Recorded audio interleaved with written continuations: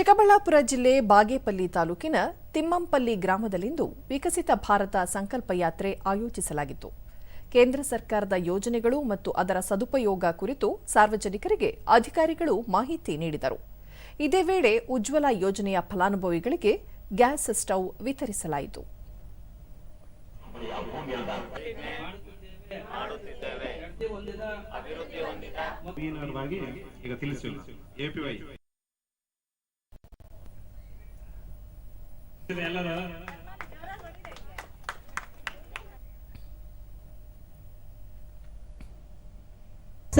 ದೂರದರ್ಶನದೊಂದಿಗೆ ಫಲಾನುಭವಿ ಉಷಾರಾಣಿ ಉಜ್ವಲ ಯೋಜನೆಯಡಿ ಅಡುಗೆ ಅನಿಲದ ಸೌಲಭ್ಯ ಪಡೆದಿದ್ದು ಸೌದೆ ಒಲೆಯಿಂದ ಮುಕ್ತಿ ದೊರೆತಿದೆ ಎಂದರು.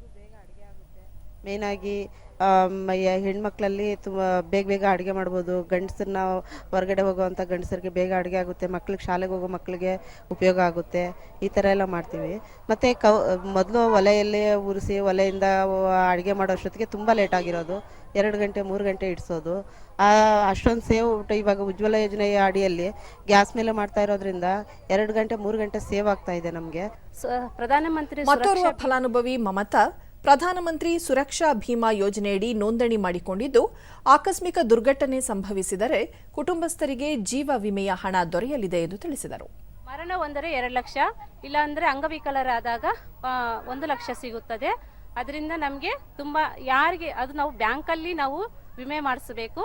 ನಾಮಿನಿ ಮಾಡಿಸಿದರೆ ನಮ್ಮ ಕುಟುಂಬದಲ್ಲಿ ಯಾರಾದರೂ ಇದ್ದಾಗ ಅವರು ನಾಮಿನಿ ಮಾಡಿಸಿದರೆ ಅವರಿಗೆ ಚೆಲ್ಲುತ್ತೆ. ನಾವೇನಾದ್ರು ಮರಣ ಹೊಂದಾಗ ಆ ನಾಮಿನಿ ಯಾರು ಇರುತ್ತೋ ಅವರಿಗೆ ಅಮೌಂಟ್ ಅನ್ನು ಸಿಗುತ್ತದೆ. 4 ತಿಂಗಳಿಗೊಂದ್ಸಾರಿ ಬೈರಾರೆಡ್ಡಿ ಕಿಸಾನ್ ಸಮ್ಮಾನ್ ಯೋಜನೆಯಡಿ ವಾರ್ಷಿಕ 6,000 ರೂಪಾಯಿ ಸಹಾಯಧನ ದೊರೆಯುತ್ತಿರುವುದರಿಂದ ಕೃಷಿ ಚಟುವಟಿಕೆಗೆ ಹೆಚ್ಚು ಸಹಕಾರಿಯಾಗಿದೆ ಎಂದರು. ನಾವು ಭಾವಿಸ್ಕೊಳ್ತಾ ಇದ್ದೇವೆ. ವರ್ಷಕ್ಕೆ ಒಂದು 3 ಸಾವಿರ ಬರುತ್ತೆ, 2 ಸಾವಿರ.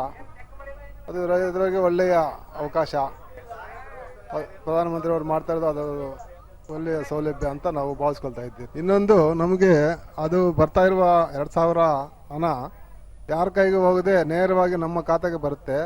ಅದರಿಂದ ಯಾರಿಗೂ ಒಂದು ನಯ ಪೈಸೆ ಏನು ವೇಸ್ಟ್ ಆಗಲ್ಲ.